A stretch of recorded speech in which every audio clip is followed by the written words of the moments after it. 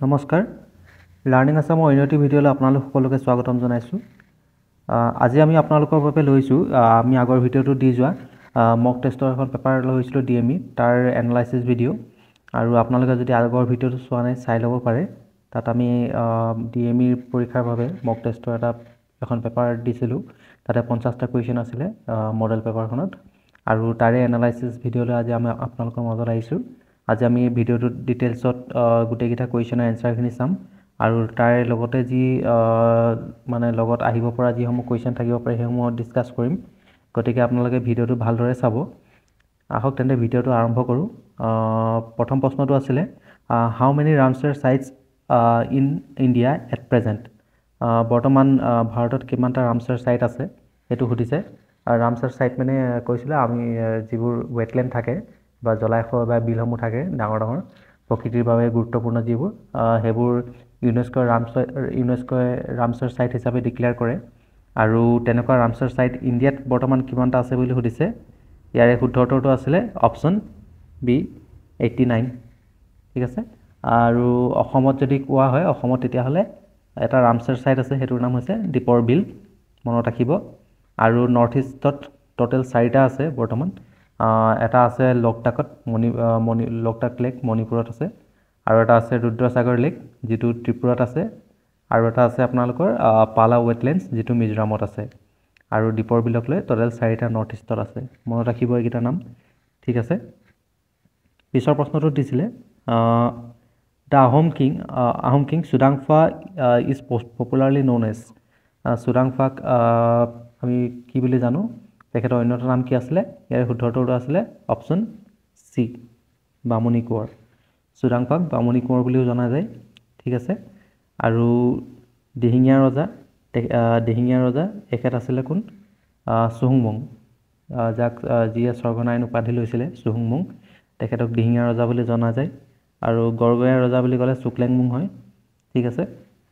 ঠিক তেনেদৰে বুঢ়া ৰজা প্ৰতাপসিংহ বা চুচেংফা, তেখেতক বুঢ়া ৰজা বুলি জনা যায়। ঠিক আছে। পিছৰ প্ৰশ্নটোত আছিলে anaemia is cause by a lack of which vitamin deficiency. ঠিক আছে। এনিমিয়া কোনটো ভিটামিনৰ অভাৱত হয় সুধিছে। ইয়াৰে শুদ্ধ উত্তৰ আছিলে অপশ্যন ডি ভিটামিন B12। ঠিক আছে। এই ভিটামিনটোৰ অভাৱত এনিমিয়া হয় বা কেতিয়াবা অপশ্যনত আপোনালোকৰ আইৰণ থাকিব পাৰে, আইৰণ ডেফিচিয়েঞ্চি হ'লেও এনিমিয়া হয়। ঠিক আছে। আগতে এইটো প্ৰশ্ন আহিছে ভালেমান বাৰ, গতিকে গুৰুত্বপূৰ্ণ হয়। লগতে অপশ্যন চিত আছে ভিটামিন চি। ভিটামিন চি অভাৱত আমি জানো কি হয়? স্কাৰ্ভি ৰোগ হয়। ঠিক আছে। ঠিক তেনেদৰে ভিটামিন ডি অভাৱ হ'লে কি হয়? ৰিকেটছ। আৰু ভিটামিন কে অভাৱত ব্লিডিং ডিছঅৰ্ডাৰ বা যিবোৰ কাৰ্ডিঅ'ভাস্কুলাৰ ৰোগ হয় সেইবোৰ দেখা দিয়ে। ঠিক আছে। কুৱেশ্যন নম্বৰ 4 ইয়াত কৈছে হেডকোৱাৰ্টাৰ্ছ অফ WHO অৰ্থাৎ world health organisation is located in which country.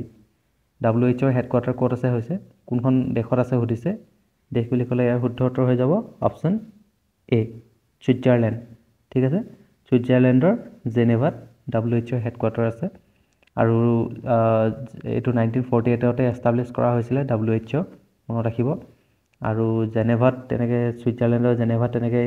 আৰু কেইটামান ইণ্টাৰনেশ্যনেল অৰ্গেনাইজেশ্যন আছে, যেনেকৈ ইয়াত আপোনাৰ WTO আছে, ৱৰ্ল্ড ট্ৰেড অৰ্গেনাইজেশ্যন। ঠিক আছে। ঠিক তেনেকৈ ৱৰ্ল্ড লেবাৰ অৰ্গেনাইজেশ্যন আছে। এইসমূহ ক'ত আছে? জেনেভাত আছে, মনত ৰাখিব। ঠিক আছে। তেনেকৈ আপোনালোকৰ আমি পেৰিছত যদি চাওঁ, ফ্ৰান্সৰ পেৰিছত কি আছে? ইউনেস্কো আছে। ঠিক আছে। USA টো তেনেকৈ কেইটামান আছে, ইউনিচেফ বা UNDP, এইসমূহ USA আছে। ঠিক আছে। এইবোৰ ইণ্টাৰনেশ্যনেল অৰ্গেনাইজেশ্যন ক'ত আছে হেডকোৱাৰ্টাৰ, পৰীক্ষাত আহে, গতিকে চাই ল'ব ভালবোৰ। পিছৰ প্ৰশ্নটো কুৱেশ্যন নম্বৰ 5 সুধিছিলে what is the colour of Ashoka Chakra in the Indian tricolour. খুবেই সহজ প্ৰশ্ন। ইয়াৰ শুদ্ধ উত্তৰ আছিলে অপশ্যন কি? অপশ্যন বি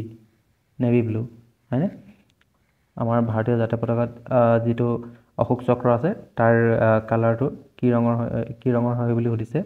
ইয়াৰ শুদ্ধ উত্তৰ হ'ব কি? Navy blue. ঠিক আছে। ইণ্ডিয়ান ফ্লেগখন আপোনালোকক যদি সোধে ইণ্ডিয়ান ফ্লেগখন কোনে ডিজাইন কৰিছিলে বুলি, তেতিয়া তাৰে উত্তৰটো হ'ব কি পিংগালি ভেংকেয়া ঠিক আছে তেখেতে 1921ত ইণ্ডিয়ান ফ্লেগখন ডিজাইন কৰিছিলে আৰু এখন 3:2 ৰেচিঅ'ত সদায় বনোৱা হয় ঠিক আছে কুৱেশ্যন নম্বৰ 6 ইয়াত কৈছে who is the author of the book the guide এই বুকখনৰ লেখক কোন সুধিছে এখন খুব ফেমাছ বুক ইয়াৰে লেখক আছিলে অপশ্যন ডি আৰ কে নাৰায়ণ ঠিক আছে আৰ কে নাৰায়ণ এজন ফেমাছ ৰাইটাৰ তেখেতে আপোনালোকে নাম শুনিছে চাগে মালগুডি ডেইজ এইবোৰ লিখিছিলে স্বামী এণ্ড ফ্ৰেণ্ডছ এইসমূহ তেখেতৰ উল্লেখযোগ্য কিতাপ এইসমূহ তেখেতে লিখিছিলে ঠিক আছে ৰবীন্দ্ৰনাথ টেগৰে এখন গীতাঞ্জলি লিখিছিলে যিখনে নোবেল প্ৰাইজ যিখনৰ কাৰণে তেখেতে নোবেল প্ৰাইজ পাইছিলে 1913ত ঠিক আছে আৰু তেনেকৈ আপোনালোকৰ অৰুন্ধতী ৰয় তেখেতে এখন ফেমাছ কিতাপ লিখিছিলে যিখনৰ নাম আছিলে the god of small things এইখনৰ বাবে তেখেতে কি পাইছিলে বুকাৰ প্ৰাইজ পাইছিলে আৰু জৱাহৰলাল নেহৰুৰ তেনেকৈ ইম্পৰ্টেণ্ট কিতাপ আছে দ্য ডিস্কভাৰী অফ ইণ্ডিয়া আৰু এন অট'বায়'গ্ৰাফি যিখন তেখেতৰ অট'বায়'গ্ৰাফি হয় ঠিক আছে এইসমূহ ইম্পৰ্টেণ্ট কিতাপ হয় পৰীক্ষাত আহি থাকে পিছৰ প্ৰশ্নটো ইয়াত সুধিছে which is the smallest bone in the human body মানুহৰ শৰীৰত থকা আটাইতকৈ সৰু হাড় কোনডাল সুধিছিলে ইয়াৰে শুদ্ধ উত্তৰ হ'ব অপশ্যন বি ষ্টেপছ কাণত থাকে মানুহৰ কাণত থাকে আটাইতকৈ সৰু হাড় কাণৰ মাজৰ অংশত থাকে ঠিক আছে আৰু আটাইতকৈ লাৰ্জেষ্ট ব'ন বুলি ক'লে মানুহৰ শৰীৰত সেইটো হৈ যাব অপশ্যন এ যিটো আছে ফেমুৰ ঠিক আছে এইটো আটাইতকৈ লাৰ্জেষ্ট ব'ন মানুহৰ ভৰিত থাকে ঠিক আছে স্মলেষ্ট বুলি ক'লে ষ্টেপছ আৰু লাৰ্জেষ্ট বুলি ক'লে ফেমুৰ হৈ যাব কুৱেশ্যন নম্বৰ 8 ইয়াত সুধিছে kelvin is use to measure kelvin কিহৰ একক হয় সুধিছে কি জুখিবলৈ ব্যৱহাৰ কৰা হয় ইয়াৰ শুদ্ধ উত্তৰ হ'ব অপশ্যন চি টেম্পাৰেচাৰ তাপমান জুখিবলৈ কেলভিন ব্যৱহাৰ কৰা হয় ঠিক তেনেদৰে আমি কেতিয়াবা ডিগ্ৰী চেলচিয়াছ বা ডিগ্ৰী ফাৰেনহাইটতো আমি তাপমান জোখোঁ ঠিক আছে লুমিনাছ ইণ্টেনচিটি এইটো ইয়াৰ এছআই একক কি হয় ইয়াৰ এছআই একক হ'ব কেণ্ডেলা ঠিক আছে মনত ৰাখিব মাছ বা যাক আমি অসমীয়াত কি কওঁ ওজন কি হয় জোখে কেজি ঠিক আছে ইলেক্ট্ৰিক কাৰেণ্টৰ তেনেকৈ কি হয় এম্পিয়াৰ এইসমূহ ইহঁতৰ একক হয় ঠিক আছে কুৱেশ্যন নম্বৰ 9 ইয়াত কৈছে ফিছেছ ব্ৰেথ থ্ৰু দেয়াৰ মাছে কিহেৰে উশাহ লয় ইয়াৰ শুদ্ধ উত্তৰ আছিলে অপশ্যন চি গিলছ মাছে কি কৰে নিজৰ যি ফুল থাকে মাছৰ কাণত ফুল থাকে তাৰ জৰিয়তে মাছে উশাহ লয় হয়নে ঠিক আছে নেক্সট পিছৰ কুৱেশ্যনটো ইয়াত কৈছে which gas is safe and an effective extinguisher for all confined fires ঠিক আছে কোনবিধ গেছ নিৰাপদ আৰু ফলপ্ৰসূ হৈ সুধিছে জুই নুমুৱাবলৈ ইয়াৰে শুদ্ধ উত্তৰ হ'ব অপশ্যন বি কাৰ্বন ডাই অক্সাইড ঠিক আছে কাৰ্বন ডাই অক্সাইডটো কি হয় জুই নুমুৱাবলৈ ব্যৱহাৰ কৰিব পাৰি আৰু ইয়াত যিটো অপশ্যন ডিত আছে নাইট্ৰাছ অক্সাইড ইয়াৰে আন এটা নাম কি হয় এইটো আন এটা নাম হৈছে লাফিং গেছ ঠিক আছে এইটো পৰীক্ষাত আহে ভালেমান পিছৰ প্ৰশ্নটোত দিছে what is the boiling point of water at C level ঠিক আছে মানে নৰ্মেল টেম্পাৰেচাৰত পানী কিমান ডিগ্ৰী চেলচিয়াছ উতলে এই প্ৰশ্নটোত অপশ্যনকেইটাত অকণমান মন কৰিবলগীয়া আছে এতিয়া অকণমান চাব ইয়াত দিয়া আছে অপশ্যন বি 100 ডিগ্ৰী চেলচিয়াছ আৰু অপশ্যন চি দিয়া আছে 212 ডিগ্ৰী ফাৰেনহাইট ঠিক আছে আৰু 100 ডিগ্ৰী চেলচিয়াছকে আমি যেতিয়া কনভাৰ্ট কৰোঁ ফাৰেনহাইটলৈ তেতিয়া 212 ডিগ্ৰী ফাৰেনহাইট হয় গতিকে ইয়াৰে শুদ্ধ উত্তৰ যদি চেলচিয়াছত থাকে 100 ডিগ্ৰী চেলচিয়াছ হ'ব আৰু যদি ফাৰেনহাইটত সোধে তেতিয়াহ'লে 212 ডিগ্ৰী ফাৰেনহাইট হ'ব ঠিক আছে ইয়াতে অলপমান অপশ্যনকেইটা খেলি মেলি আছে ঠিক আছে এইটো আপোনালোকে মন কৰিব ইয়াৰে শুদ্ধ উত্তৰ 100 ডিগ্ৰী ফাৰেনহাইট বা 100 ডিগ্ৰী চেলচিয়াছ বা 212 ডিগ্ৰী ফাৰেনহাইট এই দুটাৰ ভিতৰত যিকোনো এটা হ'ব ঠিক আছে কুৱেশ্যন নম্বৰ 12 ইয়াত সুধিছে which of the following is not a component of air তলৰ কোনটো বতাহৰ এক উপাদান নহয় সুধিছে ঠিক আছে নট বুলি ক'লে নহয় সুধিছে গতিকে শুদ্ধ উত্তৰ হ'ব অপশ্যন ডি ক্লৰিন ঠিক আছে ক্লোৰিন কি হয় বতাহৰ উপাদান নহয় বতাহত মেইনলি নাইট্ৰজেন থাকে 78% থাকে গম পায় আৰু অক্সিজেনো থাকে 21% বাকি আদাৰ গেছবোৰো থাকে অলপ কম মাত্ৰাত ঠিক আছে মেইনলি নাইট্ৰজেন 78% আৰু অক্সিজেন 21% থাকে কাৰ্বন ডাই অক্সাইড আৰু বাকি গেছসমূহ বতাহত থাকে ঠিক আছে Question number 13 ইয়াত কৈছে which one is an alkaline among the following তলৰ কোনবিধ ক্ষাৰকীয় হয় সুধিছে ইয়াত দিয়া ভিতৰত ইয়াৰে শুদ্ধ উত্তৰ আছিল অপচন বি এমোনিয়া ঠিক আছে এমোনিয়া কি হয় ক্ষাৰকীয় হয় আৰু বাকি ভিনেগাৰ বা এসিডিন এইকেইটা কি হয় এসিডিক হয় ঠিক আছে সালাইভা যি মানুহৰ থু থাকে সালাইভা কয় ঠিক আছে Question number 14 ইয়াত কৈছে which of the following is not an element of noble gases তলৰ কোনবিধ গেছ নোবেল গেছৰ তালিকাত নাহে সুধিছে বা নোবেল গেছৰ উপাদান নহয় সুধিছে ইয়াৰে শুদ্ধ উত্তৰ হ'ব অপচন ডি হাইড্ৰোজেন ঠিক আছে নোবেল গেছ মানে এনেকা যিসমূহ মৌল পিৰিয়ডিক টেবুল আছে যিটো পৰ্যায়বৃত্ত তালিকা বুলি কোৱা হয় তাৰ গ্ৰুপ 18ত যিসমূহ মৌল আছে সেইসমূহ নোবেল গেছ বুলি ধৰা হয় ঠিক আছে তাত আপোনালোকৰ হিলিয়াম থাকে নিয়ন জেনন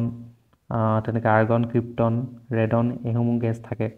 ঠিক আছে হাইড্ৰোজেনটো সেইটো কেটেগৰীত নাহে গতিকে শুদ্ধ উত্তৰ হ'ব হাইড্ৰোজেন ঠিক আছে Question number 15 ইয়াত কৈছে who is the first woman Jnanpith award winner from Assam অসমৰ পৰা প্ৰথমগৰাকী মহিলা যিয়ে জ্ঞানপীঠ বঁটা পাইছিলে তেখেতৰ নাম কি হয় সুধিছে ইয়াৰে শুদ্ধ উত্তৰ আছিলে অপচন সি ইন্দিৰা গোস্বামী যাক আমি কি বুলি জানো ভালদৰে মামনি ৰয়ছম গোস্বামী বুলি জানো ঠিক আছে তেখেতৰ পেন নেম আছে মামনি ৰয়ছম গোস্বামী তেখেতে 2000 চনত এখন গ্ৰন্থ আছিলে যিখন নাম আছিলে দতাল হাতী উৱে খোৱা হাওদা ঠিক আছে সেই কিতাপখনৰ বাবে তেখেতে কি পাইছিলে জ্ঞানপীঠ বঁটা পাইছিলে তেখেতৰ আৰু এখন ফেমাছ বুক আছে সেইখনৰ নাম হৈছে মামৰে ধৰুৱা তৰুৱাল ঠিক আছে সেইখন কিতাপৰ বাবে তেখেতে কি পাইছিলে সাহিত্য একাডেমি বঁটা পাইছিলে ঠিক আছে কনফিউজ নকৰিব তেখেতে সাহিত্য একাডেমি বঁটা পাইছিলে মামৰে ধৰা তৰুৱালৰ বাবে আৰু জ্ঞানপীঠ বঁটা পাইছিলে কিহৰ বাবে দতাল হাতী উয়ে খোৱা হাওদা এই কিতাপখনৰ বাবে ঠিক আছে নেক্সট কুৱেশ্যনত যাওঁ ইয়াতে সুধিছে দ্য ডাৰ্ক কণ্টিনেণ্ট ইজ ঠিক আছে ডাৰ্ক কণ্টিনেণ্ট বুলি কোনখন মহাদেশক জনা যায় ইয়াৰ শুদ্ধ উত্তৰ আছিলে অপচন এ আফ্ৰিকা ঠিক আছে আফ্ৰিকা মহাদেশক কি বুলি জনা যায় ডাৰ্ক কণ্টিনেণ্ট বুলি জনা যায় ঠিক আছে Question number 17 ইয়াত সুধিছে who among the following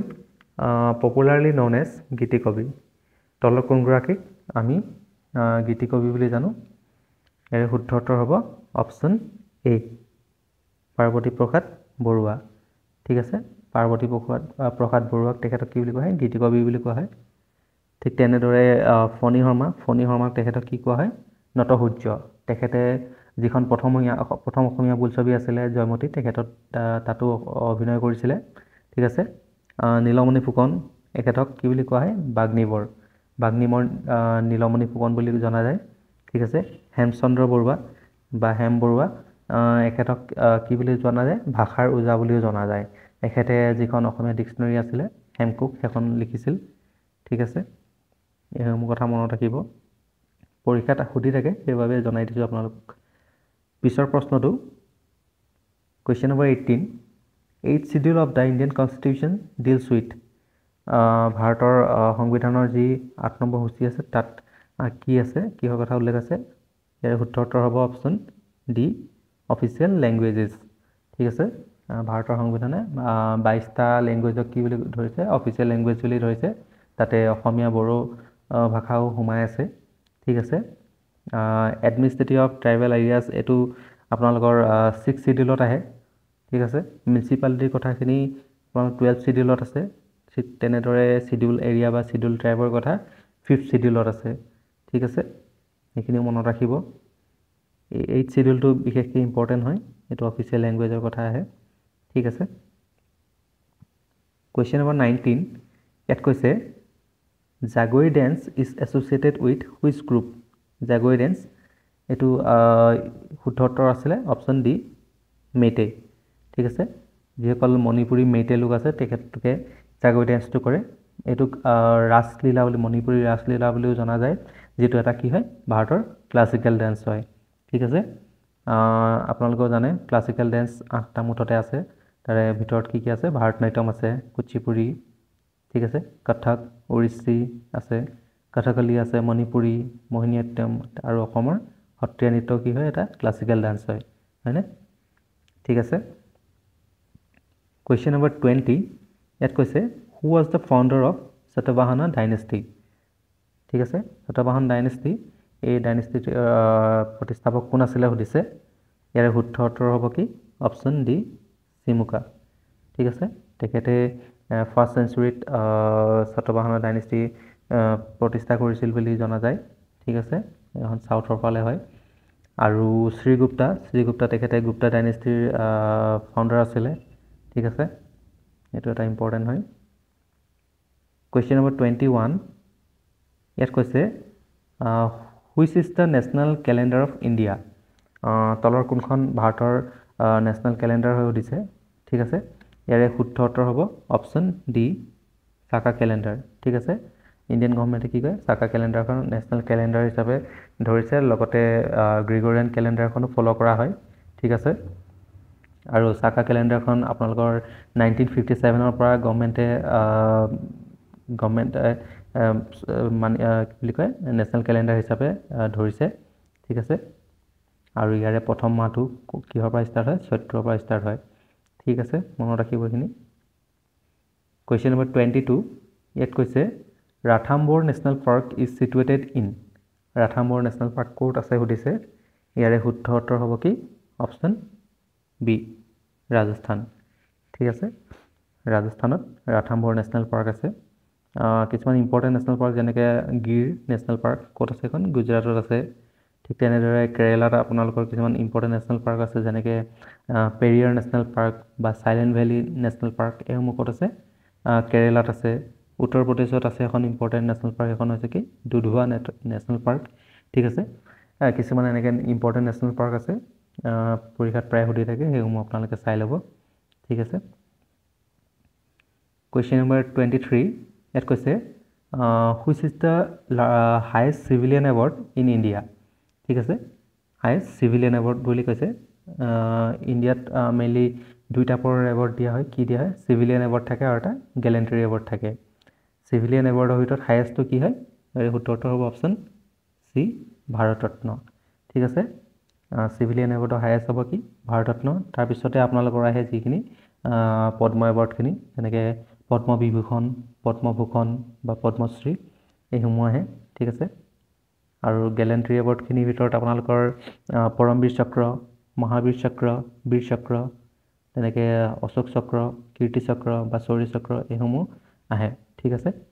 Jnanpith award এইটো লিটাৰেৰী এৱাৰ্ড হয় হায়েষ্ট লিটাৰেৰী এৱাৰ্ড ঠিক আছে সাহিত্যৰ ক্ষেত্ৰত দিয়া হয় মনত ৰাখিব অলপ আগতে পাইছিলোঁ এইটো কথা কুৱেশ্যন নম্বৰ 24 ইয়াত কৈছে Vande Mataram was first published on which book ঠিক আছে বন্দে মাতৰম আছে সেইটো প্ৰথমে কোনখন কিতাপত পাব্লিছ কৰা হৈছিল সুধিছে প্ৰকাশ পাইছিল ইয়াৰে শুদ্ধ উত্তৰ আছিলে কি অপশ্যন ডি আনন্দমঠ ঠিক আছে আনন্দমঠ এখন কিতাপখন কোনে লিখিছিলে বংকিম চন্দ্ৰ চট্টোপাধ্যায় তেখেতে লিখিছিলে 1882 ঠিক আছে ইয়াতে বন্দে মাতৰম গীতটো প্ৰকাশ পাইছিল আৰু গীতাঞ্জলি এইখনৰ কথা অলপ আগতে উল্লেখ কৰিছিলোঁ ৰবীন্দ্ৰনাথ টেগৰে নোবেল প্ৰাইজ পাইছিলে এইখনৰ বাবে ঠিক আছে পিছৰ প্ৰশ্ন কুৱেশ্যন নম্বৰ 25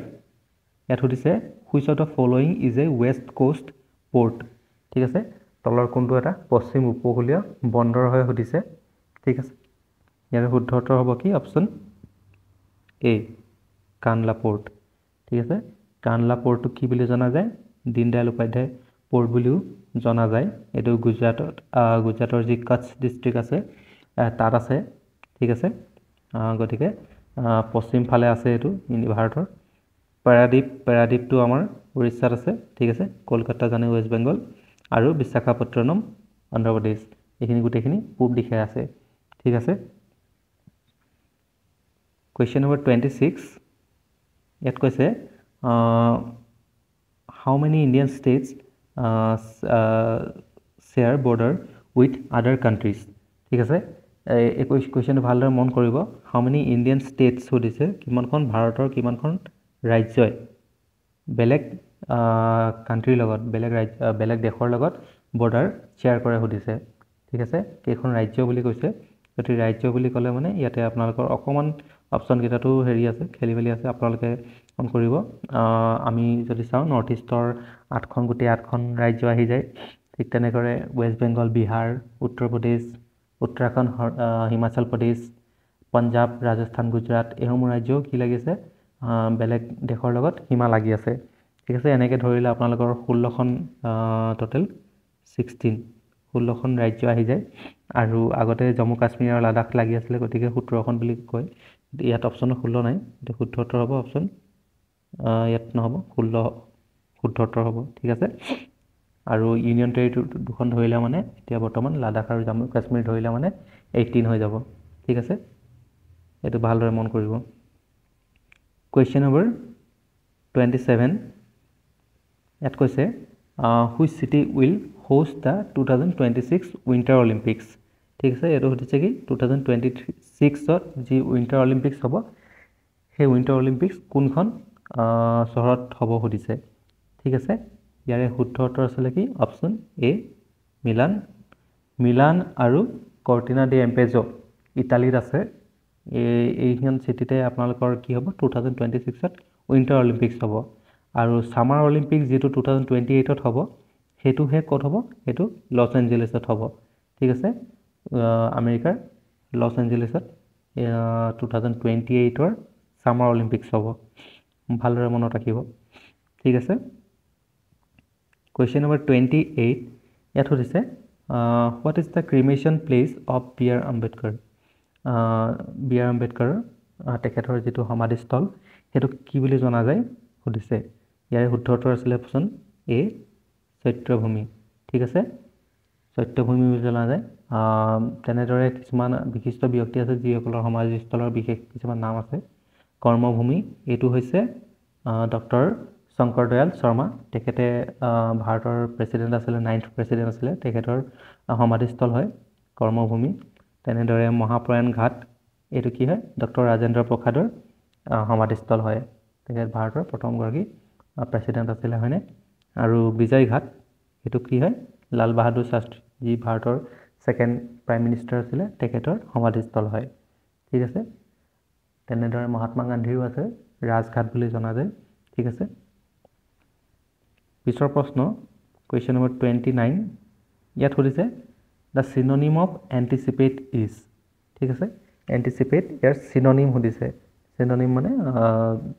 তাৰ same meaning হ'ব ঠিক আছে ইয়াৰ অকমান এটো খেলিমেলি আছে এটো অপচনটো অপচন এ হ'ব লাগে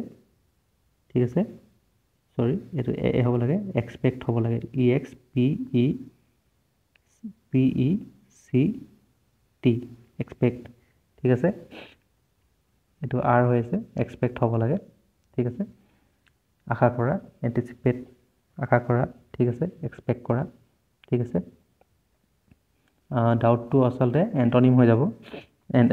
anticipator গতিকে এটো অলপ চাই লব ঠিক আছে question number 30 ইয়াত কৈছে the antonym of abundant is ইয়াত এতিয়া এন্টোনিম হদিছে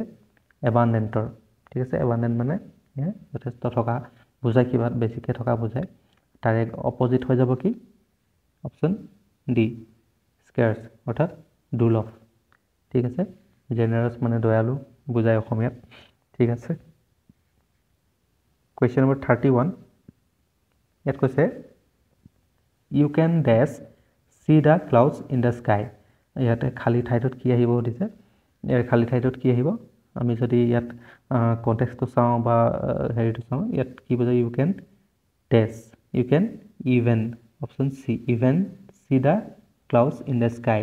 ইভেন্টটো ইয়াত খাপ খাই বহিব কাৰণ এটো কিবা এটা সাৰপ্ৰাইজিং বা আনএক্সপেক্টেড বুজাবলৈ কাৰণে আমি ব্যৱহাৰ কৰিব পাৰিম বাকিকেইটা মেটচ নকৰিব ঠিক আছে কুৱেশ্যন নম্বৰ 32 ইয়াত সুধিছে out of the blue means ঠিক আছে আউট অফ দ্য ব্লু ইয়াৰ মানে কি হয় সুধিছে ইয়াৰ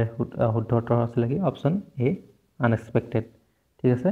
কিবা এটা আশা নকৰা ধৰণৰ কিবা এটা হৈ যোৱা ঘপককৈ হৈ যোৱা আউট অফ দ্য ব্লু কিবা এটা হৈ গ'ল ঘপককৈ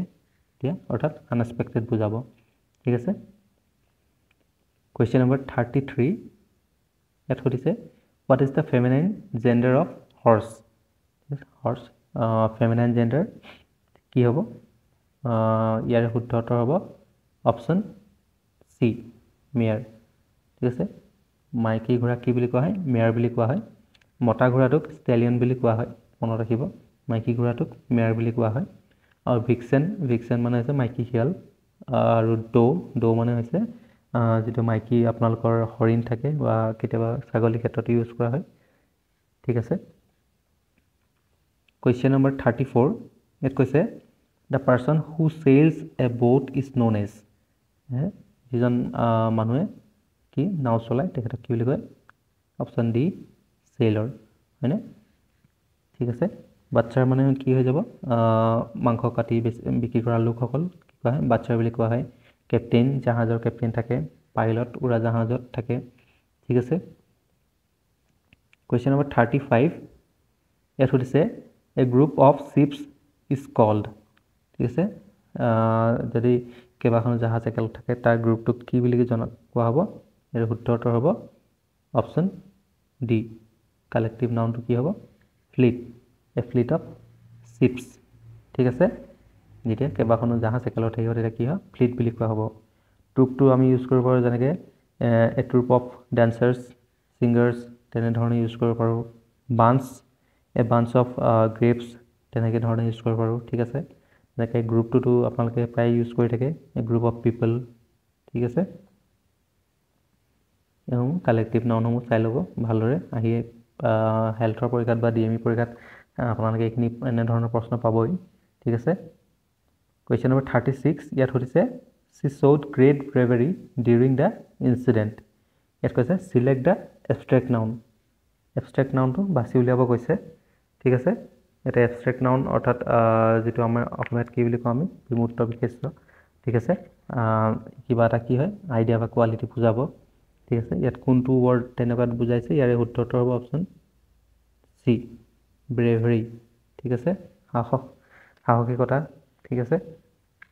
তাই কি কৰিলে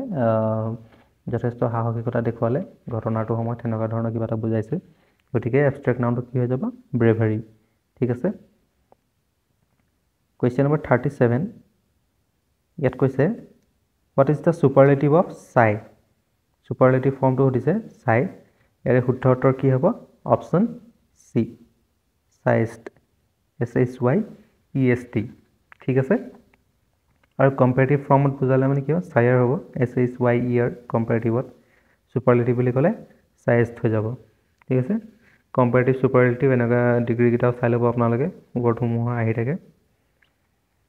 কুৱেশ্যন নম্বৰ 38 ইয়াত কৈছে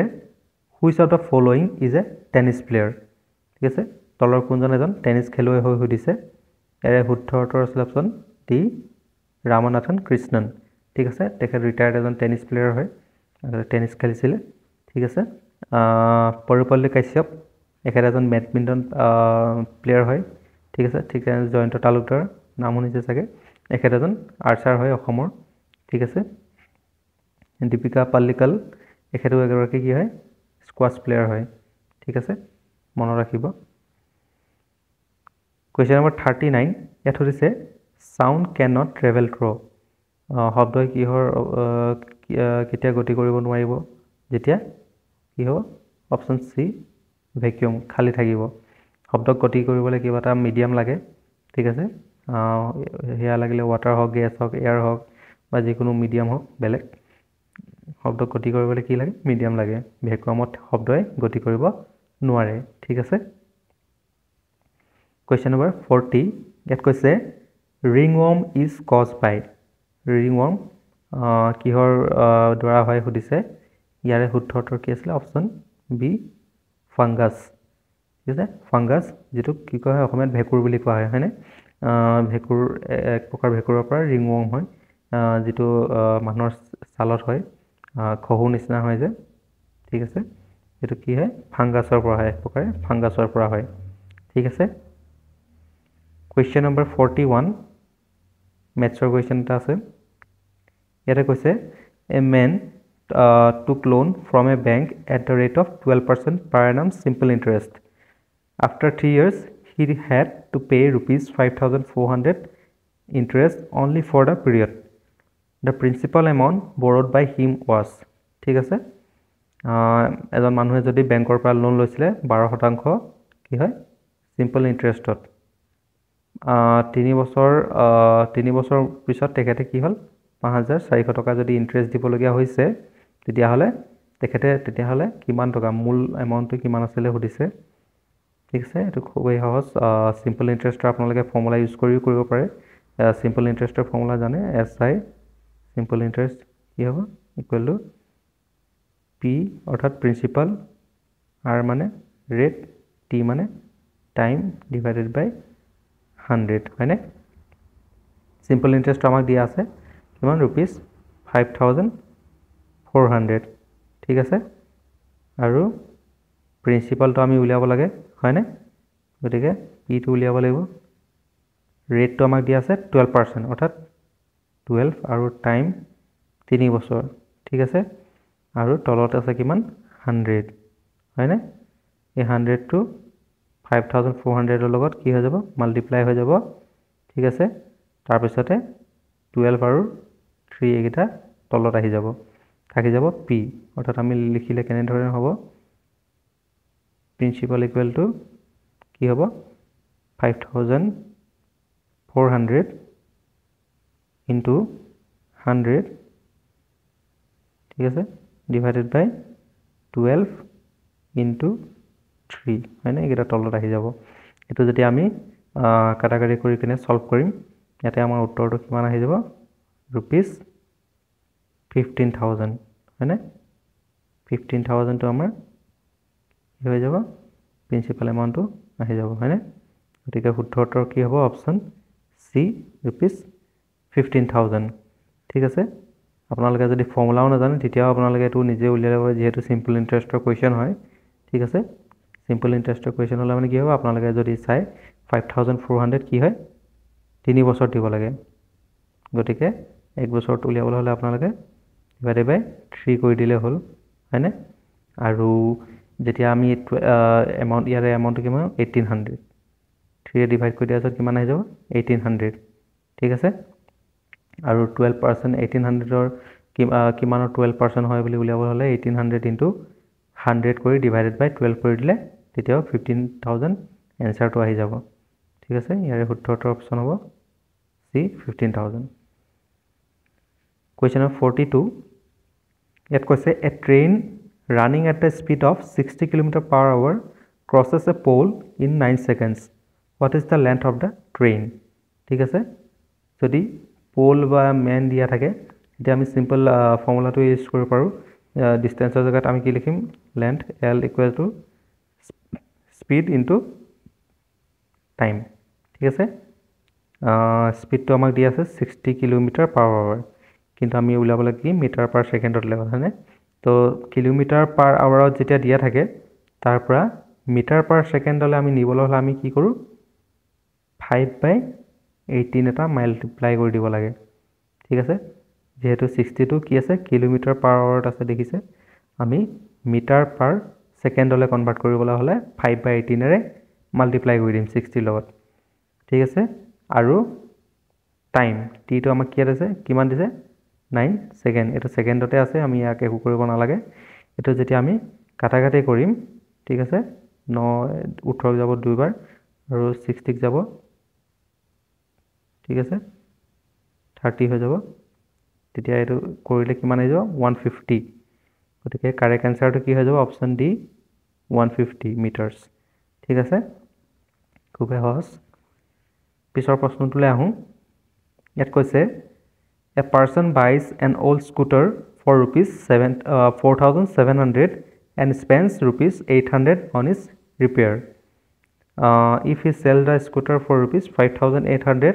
gain percent is ঠিক আছে অৰ্থাৎ এজন মানুহে কি কৰিলে 4700 টকাত এখন স্কুটাৰ কিনিলে 800 টকাত হেখন বিক্ৰী কৰিলে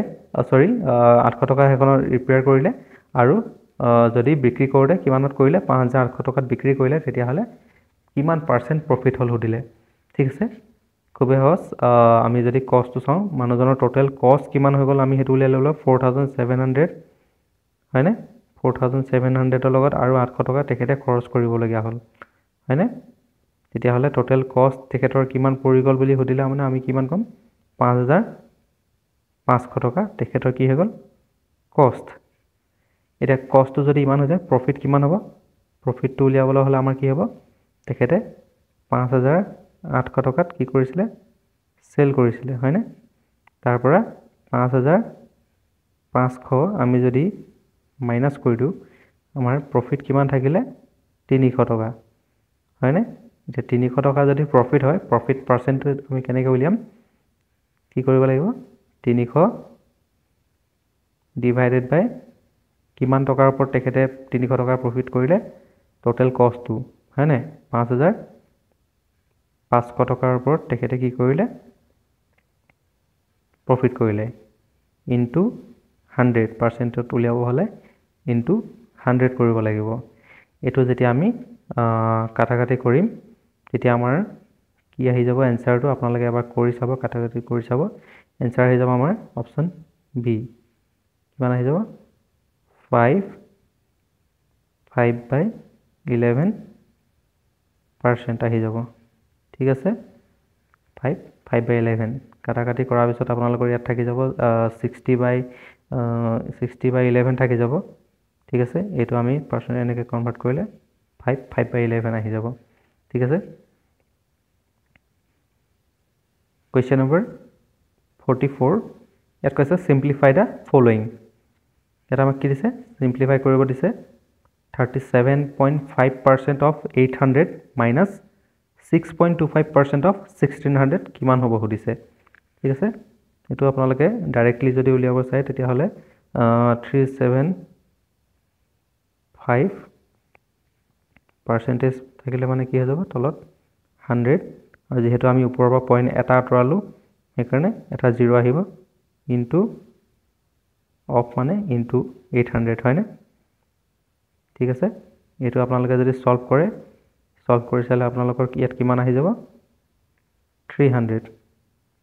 ঠিক আছে মাইনাস আপোনালোকৰ এফালে দিয়া আছে 625 ঠিক আছে তলত কিমান আহি যাব পাৰ্সেন্টটো আহি যাব 100 আৰু যেহেতু আমি পইণ্টৰ পিছত দুটা ডিজিট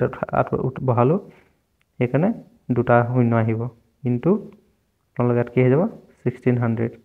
ঠিক আছে এটো বহানে সেইকাৰণে মই কৰি দিছো নেকি এটো আপোনালোকে যেটা কৰি চাব মাইনাস কি হৈ যাব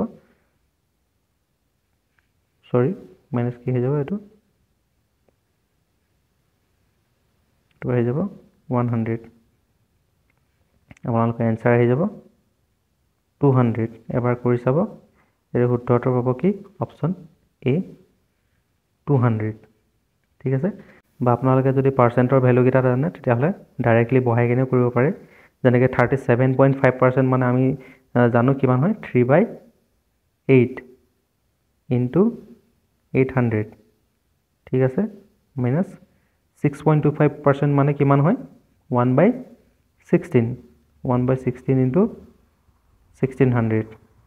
ঠিক আছে এ ডাইৰেক্ট 800 যাবগে 100 আৰু এফালে আহি যাব আপোনাৰ 300 ঠিক আছে 300 ডাইৰেক্ট আহি যাব আৰু এফালে আপোনাৰ 16 যাবগে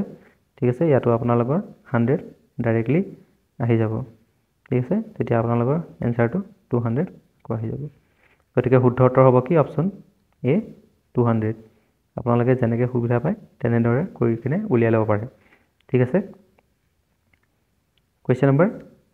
45 ইয়াত কৈছে x can do a piece of work in 30 days y can do it in 20 days z can do in 24 days in how many days will they all do it together ঠিক আছে x এ যদি এটা কাম 30 দিনত কৰে y 20 দিনত কৰিব পাৰে আৰু জেডে 24 দিনত কৰিব পাৰে তেতিয়াহ'লে তিনিজনে যদি একেলগতে কৰে কিমান দিন সময় লাগিব সুধিছে এইটো টাইম এণ্ড ৱৰ্কৰ কুৱেশ্যন খুবেই সহজ ধৰণে কৰিব পাৰে আমি 1 ডে ৱৰ্কটো উলিয়াই ল'ব পাৰোঁ তেনেকৈ এক্সে যদি এটা কাম 30 দিনত কৰে একদিনত কিমান কৰিব 1/30 হয়নে প্লাছ y যদি 20 দিনত কৰে একদিনত কিমান কৰিব 1/20 আৰু জেডটো কিমান হৈ যাব 1/24 ঠিক আছে ইয়াত যদি আমি এলচিএম লৈ লওঁ এলচিএম আহি যাব কিমান 120 ঠিক আছে বাকীখিনি আপোনালোকে জানে 34 যা 120 এফালে আহি যাব আপোনালোকৰ 4 প্লাছ 2 6 গুণ 12 অৰ্থাৎ 6 আহি যাব আৰু 24 5 গুণ 20 এফালে 5 আহি যাব ঠিক আছে ইফালে যদি আপোনালোকে কৰে কিমান আহি যাব 15/120 হয়নে এইটো আপোনালোকে সলভ কৰিলে কিমান হৈ যাব 1/8 আহি যাব হয়নে 1/8 আহি গ'লে মানে এটোকে আমি যদি ফ্লিপ কৰি দিওঁ তেতিয়াহ'লে শুদ্ধৰটো কিমান হ'ব 8 দিন ঠিক আছে এইটো আমি ফ্লিপ কৰি দিব লাগিব ঠিক আছে গোটেইকেইজন মিলাই কেনে আমি অৰ্থাৎ গোটেইকেইজন একেলগতে কৰিব হ'লে গোটেইকেইজনক প্লাছ কৰি দিলোঁ হয়নে লাষ্টত আমাৰ এনসাৰটো কি আহিব 8 days অপশ্যন ডি ঠিক আছে ঠিক তেনেদৰে পিছৰ কুৱেশ্যনটো কৰোঁ আমি কুৱেশ্যন 46 ইয়াত কৈছে the mean of 14 number is 6 what will be the new mean if 3 is added to every number ঠিক আছে 14টা নম্বৰৰ মিন অৰ্থাৎ এভাৰেজ কিমান হয় 6 তেতিয়াহ'লে টোটেল কিমান হ'ব 14 into 6 কৰি দিব লাগিব আমি টোটেলটো উলিয়াব হ'লে 14টা নম্বৰৰ টোটেলটো কিমান আছে বুলি উলিয়াব হ'লে 14 into 6 কৰি দিব লাগিব আমি কিমান হৈ যাব 84 কৈছে what will be the new mean if 3 is added to every number তাৰ মানে এই 14টা নম্বৰ আসলে প্ৰত্যেকটোতে আমি যদি 3 ৰে 8 কৰিলে মানে অৰ্থাৎ 14 into 3 হ'লে মানে কিমান হৈ যাব ইয়াৰে 42 14 3 যা 42 টোটেল আহি গ'ল আমাৰ 126 নিউ টোটেলটো হৈ গ'ল 126 14টা নম্বৰৰ নতুন টোটেল কিমান হৈ যাব 126 এতিয়া 126 ডিভাইডেড বাই আমি যদি 14 কৰি দিওঁ ঠিক আছে নতুন এভাৰেজটো উলিয়াবলৈ ডিভাইডেড বাই 14 কৰি দিলে আমাৰ কিমান আহি যাব আমাৰ ভ্যালুটো আহি যাব অপচন এ 9 ঠিক আছে এটো কাটাকাটি গুচি যাব কাটাকাটি কৰিলে আমাৰ এনসাৰটো কিমান আহিব অপচন এ 9 ঠিক আছে এই শুদ্ধটো হ'ব অপচন এ 9 ঠিক আছে পিছৰ প্ৰশ্নটো চাও ইয়াত কৈছে a ladder is kept at a distance of 15 feet from the wall such that top of the ladder is at the height of 8 feet from the bottom of the wall find the length of the ladder ঠিক আছে এলে এখন ওয়াল আছে ওয়ালখনৰ হাইটটো কৈছে আমাক 8 fit হয়নে আৰু যেটা লেডাৰ অৰ্থাৎ চিৰিডাল কি কৈছে 15 ফিট ডিসটেন্সত আছে ওয়ালৰ পৰা হয়নে আমাৰ চিৰিডাল কিমান দীঘল বুলি সুধিছে লেডাৰৰ হাইটটো সুধিছে এটো আমি কি হয় এটা ত্ৰিভুজ বনিব ইয়াত আমি পাইথাগোৰাছৰ সূত্ৰ লগাব লাগে পাইথাগোৰাছৰ সূত্ৰ মতে কি হয় a square plus b square equal to c square হয়নে এটো আমি যদি a ধৰো এটো b ধৰো হয়নে a অৰ্থাৎ a square plus b square মানে কিমান হ'ব 15 স্কয়াৰ কিমান হ'ব ঠিক আছে এটো আমি আকৌ কৈ চাম a স্কয়াৰ মানে 64 আৰু b স্কয়াৰ মানে b স্কয়াৰ অৰ্থাৎ 15 স্কয়াৰ মানে 225 64 plus 225 equal to আপোনালোকৰ হৈ যায় 289 ঠিক আছে এতিয়া আমি তেতিয়াহলে c2 উলিয়াবলৈ হলে কিমান কৰিব এফালে 289 টো ৰুট ওভাৰ হৈ যাব তাৰ মানে প্লাস মাইনাস 17 আহে যেহেতু ভ্যালুটো মাইনাসত আহিব নোৱাৰে গতিকে প্লাসতে আহিব মানে হাইটটো আহিবলৈ হলে গতিকে আনসাৰটো কি হ'ব 17 ফিট অপচন বি 17 ফিট হ'ব হয়নে পাইথাগোৰাছৰ সূত্ৰ লগাই এটো কৰিব লাগে আপোনালোকে কৰি চাব ভালকে আকৌ এবাৰ question number 48 ইয়াত কৈছে the LCM of two numbers is 252 and their HCF is 6. Find the product of the two numbers. ঠিক আছে LCM দিয়া আছে আমাক 252 আৰু HCF দিয়া আছে আমাক প্ৰডাক্টটো বিচাৰিব দিছে এটা ফৰ্মুলা আছে ফৰ্মুলাটো কি হয় প্ৰডাক্টটো কি হ'ব পাৰে product of two numbers is always product of two numbers is always কি হয় equal to LCM into HCF হয়নে LCM আমাক দিয়া আছে LCM আমাক কিমান দিছে 252 ঠিক আছে HCF দিয়া আছে 6 এই দুটা মাল্টিপ্লাই কৰিলে আমাৰ ওলাই যায় 1512 গতিকে শুদ্ধ উত্তৰ অপচন কি হ'ব অপচন ডি 1512 টো শুদ্ধ উত্তৰ হ'ব ঠিক আছে product of two numbers is always equal to LCM into HCF ঠিক আছে এই ফৰ্মুলাটো মনত ৰাখিব next question of 49 ইয়াত কৈছে the sum of two numbers is 90 if one of them exceeds the other by 16 then find the both of the numbers ধৰিছো এটা number x হয় ঠিক আছে তেতিয়াহলে আনটো নম্বৰ কি হ'ব x plus 16 হয়নে এই দুটাৰে যোগফল কিমান হয় বুলি কৈছে আমাক 90 বুলি কৈ দিছে অৰ্থাৎ 2x equal to আমাৰ কিমান 2x plus 16 equal to আমাৰ কিমান হৈ যাব 90 হয়নে অৰ্থাৎ 2x equal to আমাৰ কিমান হৈ যাব 90 ৰ পৰা 16 টো তেতিয়া মাইনাস হৈ যাব অৰ্থাৎ থাকিব কিমান 74 তেতিয়াহলে x ৰ ভ্যালুটো আমাৰ আহি যাব আৰু যেতিয়া 2 ৰে ডিভাইড কৰি দিম 74 টো 2 ৰে ডিভাইড কৰি দিম x ৰ ভ্যালুটো আমাৰ আহি যাব 37 অপচনত দেখিছো আমি 37 অপচন বি আছে ঠিক আছে বা আপোনালোকে কৰিও চাব পাৰে 37 ৰ লগত আকৌ আমি ইটো ভ্যালু উলিয়াবলৈ প্লাস 16 আমি এৰ লগত 16 এটা প্লাস কৰি দিলে আমাৰ কিমান আহিব 53 টো আহি যাব ইটো ভ্যালু ঠিক আছে গতিকে এটা হ'ব কি 37 আনটো হৈ যাব 53 ঠিক আছে গতিকে অপচন বি টো শুদ্ধ হ'ব question of 50 শেষৰটো question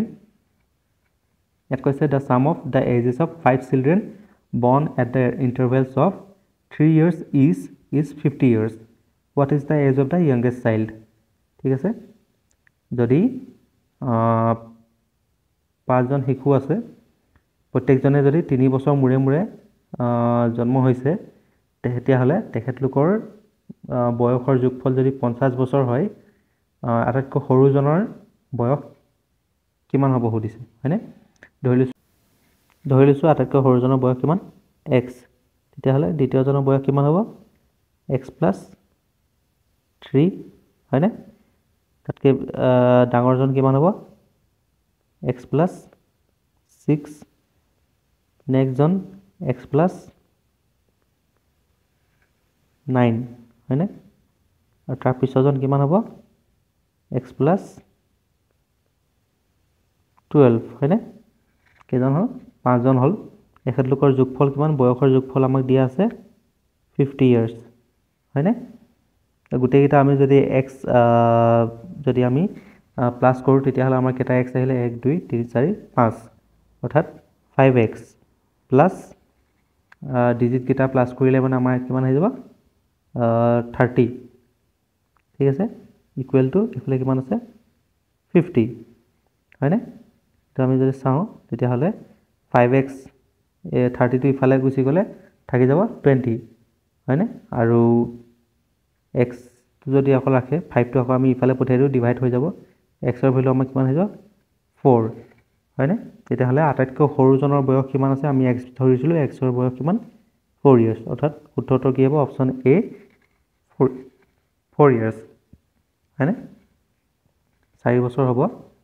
এটা আপোনালোকে এবাৰ নিজেও কৰি চাব একেবাৰে সহজ ইয়াৰ শুদ্ধটো হ'ব অপচন এ 4 ইয়াৰ্স হয়নে গতিকে এইকেইটা আসলে গোটেইকেইটা প্ৰশ্নৰ ডিটেইল এনালাইসিস আৰু উত্তৰসমূহ ঠিক আছে আপোনালোকে এন ধৰণৰ কোৱেশ্চনসমূহে আপোনালোকে হেলথৰ পৰীক্ষাত দেখা পাব এইসমূহ প্ৰশ্ন আমি আগৰ হৈ যোৱা হেলথৰ পৰীক্ষাসমূহৰ পৰা বা ডিএমই পৰীক্ষাসমূহৰ প্ৰশ্নৰ পৰা আহি হিচাপে লৈ কেনে বনাইছো ঠিক আছে এনে ধৰণৰ প্ৰশ্ন আহি থাকে খুব বেছি টান প্ৰশ্নও নাহে ডিএমই বা হেলথৰ পৰীক্ষাত আৰু প্ৰায় একেখিনি কুৱেশ্যন ৰিপিট হৈ থাকে আপোনালোকে যদি আগৰ আমাৰ এনালাইচিছ বা যিসমূহ কুৱেশ্যন পেপাৰ প্ৰিভিয়াছ ইয়াৰ আমি প্ৰিভিয়াছ ইয়াৰ প্ৰশ্ন আমি পেপাৰ আমি আপলোড কৰিছোঁ সেইসমূহ যদি আপোনালোকে চাইছে তেতিয়াহ'লে নিশ্চয়কৈ আপোনালোকে গম পাব কেনেধৰণৰ প্ৰশ্নসমূহ পৰীক্ষাত আহে ঠিক আছে গতিকে ভিডিঅ'টো শেষলৈকে চোৱাৰ বাবে আমি ধন্যবাদ জনাইছোঁ আমাৰ প্ৰশ্ন পেপাৰ বা হেৰিখিনি আগৰ পেপাৰখিনি আমি আমাৰ টেলিগ্ৰাম চেনেলত আপলোড কৰি ৰাখিছোঁ আপোনালোকে যদি বিচাৰে তেতিয়াহ'লে তাৰ পৰা ডাউনলোড কৰি ল'ব পাৰে ঠিক আছে ভিডিঅ'টো শেষলৈকে চোৱাৰ বাবে ধন্যবাদ